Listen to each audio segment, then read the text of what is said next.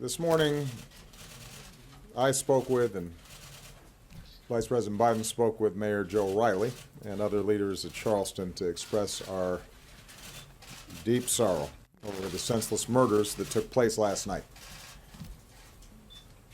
Michelle and I know several members of Emmanuel AME Church.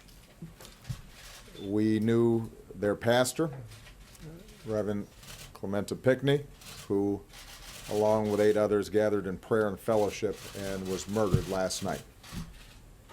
And to say our thoughts and prayers are with them and their families and their community doesn't say enough to convey the heartache and the sadness and the anger that we feel.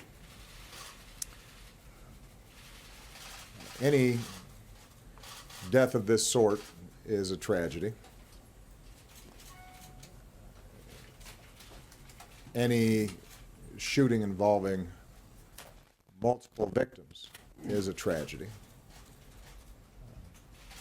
There is something particularly heartbreaking about a death happening in a place in which we seek solace and we seek peace,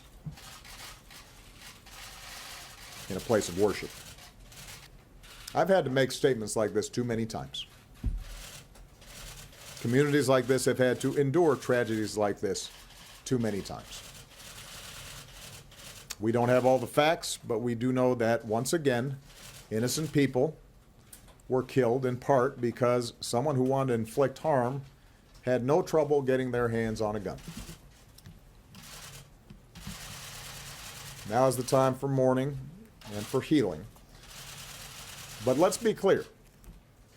At some point, we as a country will have to reckon with the fact that this type of mass violence does not happen in other advanced countries.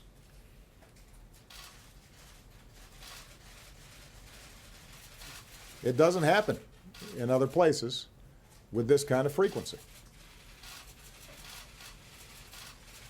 And it is in our power to do something about it. I say that recognizing the politics in this town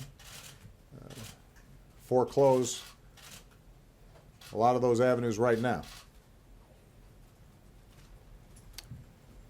But it'd be wrong for us not to acknowledge it. And at some point, it's going to be important for the American people to come to grips with it. And for us to be able to shift how we think about the issue of gun violence collectively.